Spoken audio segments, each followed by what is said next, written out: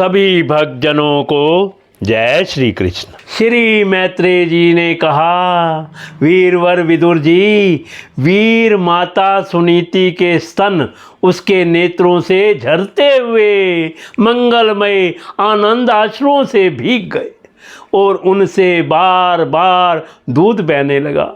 उस समय पुरवासी लोग उनकी प्रशंसा करते हुए कहने लगे, महारानी जी, आपका लाल बहुत दिनों से खोया हुआ था, सौभाग्यवश अब वह लौट आया।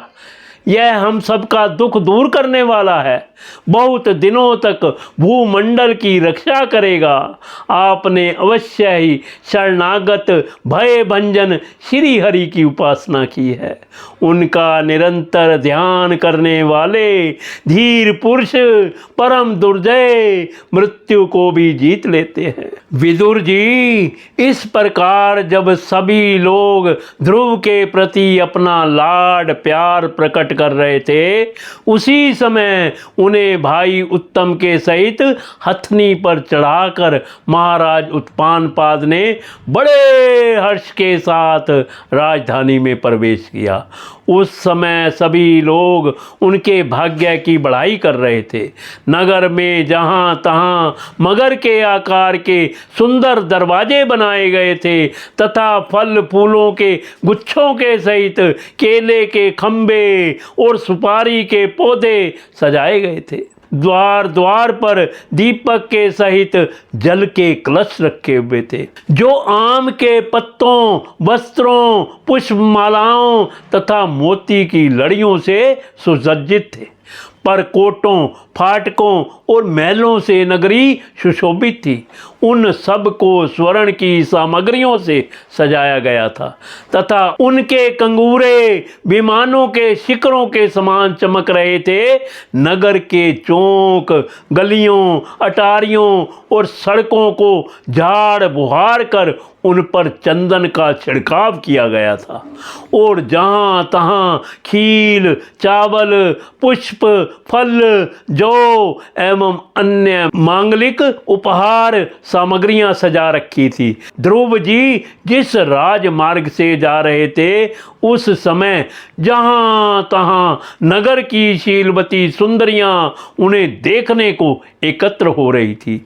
उन्होंने वात्सल्य भाव से अनेकों शुभाशीर्वाद देते हुए उन पर सफ़ेद सरसों, अक्षत, दही, जल, दूर्वा, पुष्प और फूलों की वर्षा की। इस प्रकार उनके मनोहर गीत सुनते हुए ध्रुव जी ने अपने पिता के महल में प्रवेश किया। वह श्रेष्ठ भवन महामूल्य मणियों की लड़ियों से सुसज्जित था। उसमें अपने पिताजी के लाड प्यार का सुख भोगते हुए वे उसी प्रकार आनंद पूर्वक रहने लगे जैसे स्वर्ग में देवता लोग रहते हैं।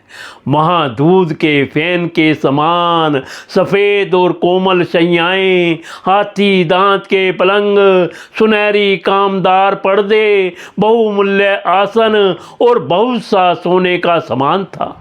उसकी स्फटिक और महामरकत मणि पन्ने की दीवारों में रत्नों की बनी हुई स्त्री मूर्तियों पर रखे हुए मणिमय दीपक जगमगा रहे थे।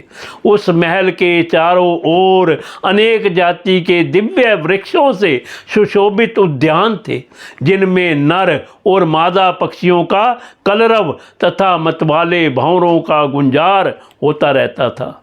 उन बगीचों में वैद्युर्मणि पुखराज की सीढ़ियों से सुशोभित बावलियां थीं, जिनमें लाल, नीले और सफ़ेद रंग के कमल खिले रहते थे तथा हंस, कारंडव, चकवा एवं सारस आदि पक्षी क्रीड़ा करते रहते थे।